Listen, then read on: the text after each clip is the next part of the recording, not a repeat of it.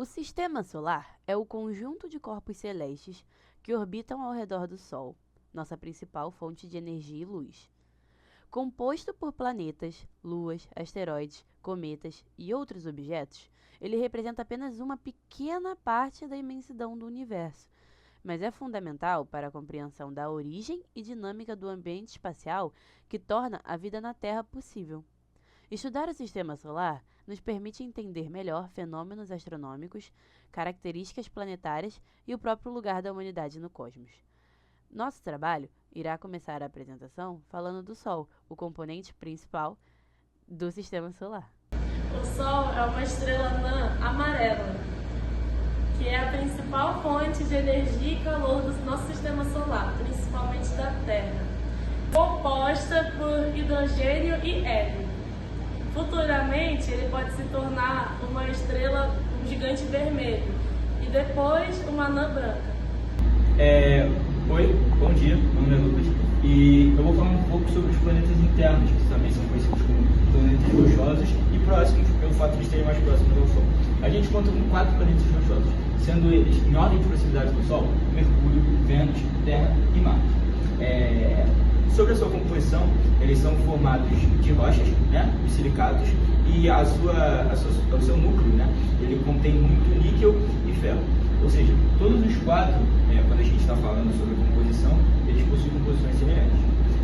Tanto no manto quanto na crosta, os silicatos, que são os minerais rochosos, e no seu núcleo, um núcleo metálico, né, contendo principalmente ferro e níquel. Começando por Mercúrio, que é o mais próximo do Sol e também o menor deles 4, é importante falar que as temperaturas são extremas em Mercúrio, onde de dia é muito quente e de noite é muito frio, e que ele possui várias crateras, né? vários buracos na superfície do planeta, e enfim, ele não é muito marcante, digamos assim, mas ele está aí, né? Vênus, que possui uma atmosfera muito densa e também tóxica, principalmente pelo fato de possuir muito gás carbônico, fazendo com que o efeito estufa lá seja muito forte, né? muito presente. Então, Vênus se caracteriza como o planeta, dos 8 planetas do Sistema Solar, o mais quente de todos. É importante falar que Vênus também, a rotação é retrógrada, ou seja, o Sol nasce do lado contrário. Só uma curiosidade, né, interessante. A Terra e Marte, eles já são um pouco diferentes quando comparados a Vênus e Mercúrio. Tanto a Terra quanto Marte, eles estão numa linha que é chamada de zona habitável, onde na Terra, claro, já há vida, né, onde nós habitamos, e Marte pode vir a haver vida, pode vir a ter vida em algum momento, e enfim, ele é muito estudado por indícios de ter tido vida microbiana no passado, e etc. E eu esqueci de comentar também que tanto Mercúrio quanto Vênus, eles não possuem satélites naturais, ou seja, eles não possuem suas luas, digamos assim. Na Terra, que é o único planeta que a gente conhece com água abundante no seu estado líquido, ele possui, claro, muito gás oxigênio, uma atmosfera bem rica, né? E, enfim, claro, oxigênio e nitrogênio para conseguir propor a vida de uma forma saudável e de uma forma possível, né? Claro. Marte, ele possui uma coloração avermelhada, né, chamada de planeta vermelho, pelo fato do óxido de ferro, que é muito abundante tanto na crosta quanto no manto desse planeta. A gente também pode salientar as duas satélites naturais que a gente tem em Marte, que são Phobos e Deimos. Eles são menores que a Lua, mas eles estão lá, né? Eles cumprem a função de satélite natural. Enfim, já alguma coisa, sendo que Vênus e Mercúrio não tem, é melhor que nada, né? A gente também tem vários vulcões, né, em Marte. O maior vulcão conhecido está localizado em Marte, e como eu mencionei antes, ele é muito estudado, principalmente por ser uma alternativa de vida após a Terra, enfim, a Terra está sofrendo aí com efeito estufa, o rompimento da camada de ozônio, enfim, vários fatores que talvez venham a dificultar a vida na Terra. Então os cientistas estão estudando Marte como uma alternativa para migração, digamos assim. E outra coisa também importante falar, que eu esqueci de mencionar no início, é que os 4 planetas rochosos, eles são diferentes dos planetas gasosos pelo fato de estarem localizados na linha de gelo, que é mais próxima ao Sol. Então eles não podem ser assim tão gelados da forma como os gasosos são. E acho que é mais isso. Obrigado. Oi, meu nome é Ana Luísa e eu vou falar agora de mais um componente do Sistema Solar, que especificamente são os 4 planetas externos que são chamados dos gigantes gasosos e gelados. Eles são gasosos e gelados porque eles estão mais distantes do Sol no Sistema Solar. Eles são os 4 planetas que orbitam as órbitas mais distantes. Entre esses, o Júpiter se destaca por ser o maior planeta do Sistema Solar. Ele possui muitos satélites naturais, alguns desses conhecidos como Europa e Ganimedes, esse último sendo até maior que o planeta de Mercúrio. Ele também é conhecido pela grande mancha vermelha. E não só isso, ele também é muito composto por hidrogênio e hélio na sua atmosfera.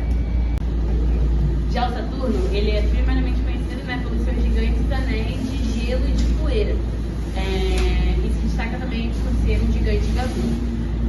Dentre ele, a sua lua natural mais conhecida é o Titã, mas tirando isso só. Os 2 planetas seguintes e os últimos, que são do Titã, que são azul por conta do metano, já são conhecidos por serem gelados, por conta da grande presença de água, metano e amônio, no estado gelado. O Urânio, ele é peculiar pelo seu eixo de rotação ao redor do Sol, que é muito inclinado, então não parece que ele está rodando, parece que ele está rolando ao redor do Sol.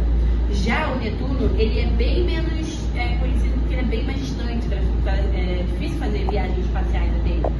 Ele também é conhecido pela sua coloração azul pelo mesmo motivo, o metano atmosférico.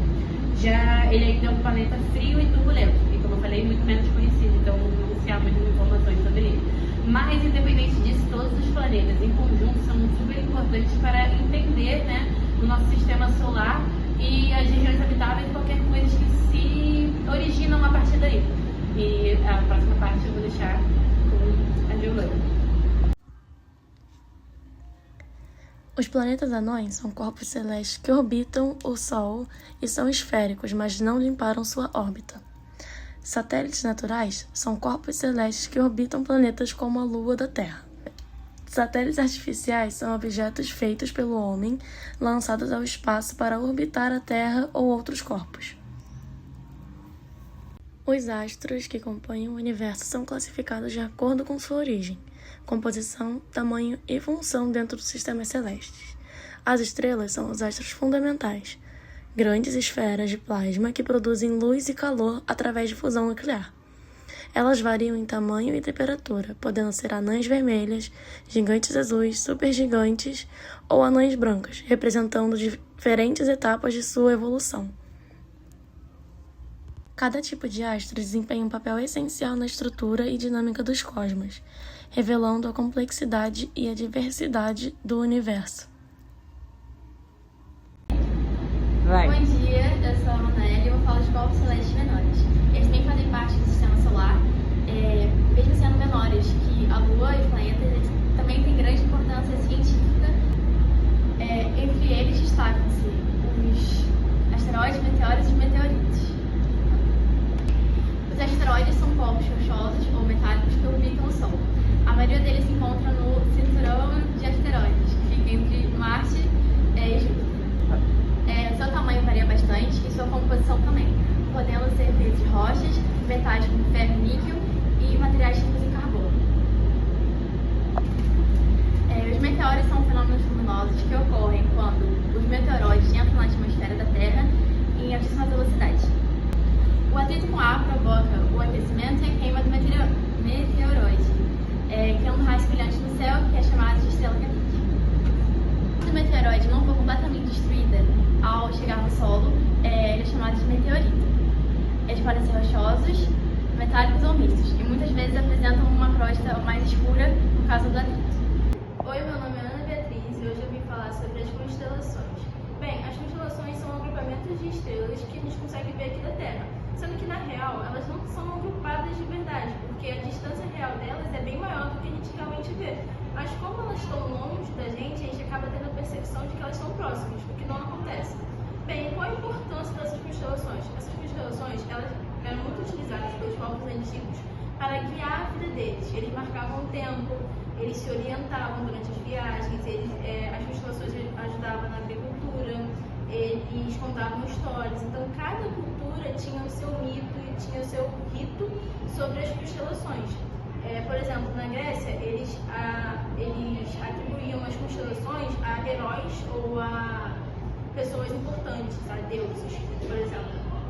Então, essa é a importância da constelação para as pessoas, principalmente os povos antigos, como os egípcios, os gregos, os incas, os maias. Então, essa é a importância das constelações, principalmente para os povos antigos. E essas constelações guiaram eles nos estudos deles. Então, orientavam nas viagens e tudo mais. A gente também tem constelações muito famosas, como a constelação do Zodíaco, que em ordem é Áries, Touro, Gêmeos, Câncer, Leão, Virgem, Libra, Escorpião, Sagitário, Capricórnio, Aquário e Peixes. Essas constelações do Zodíaco, elas são muito utilizadas por pessoas que acreditam nesse tipo de mito e mitologia. Outras constelações importantes e que são mais fáceis de encontrar no céu são o Órion, como eu disse, o Caçador, que é conhecido como Cinturão de Órion ou as Três Marias, a Ursa Maior, a Ursa Menor, a Cruz do Sul e a Cassiopeia. Bem, basicamente é isso sobre as constelações. Elas são muito importantes porque elas formaram muitas culturas que até hoje seguem e guiam os estudos a partir das constelações. Para fins de localização, o Sistema Solar está inserido na Via Láctea, que é a nossa galáxia.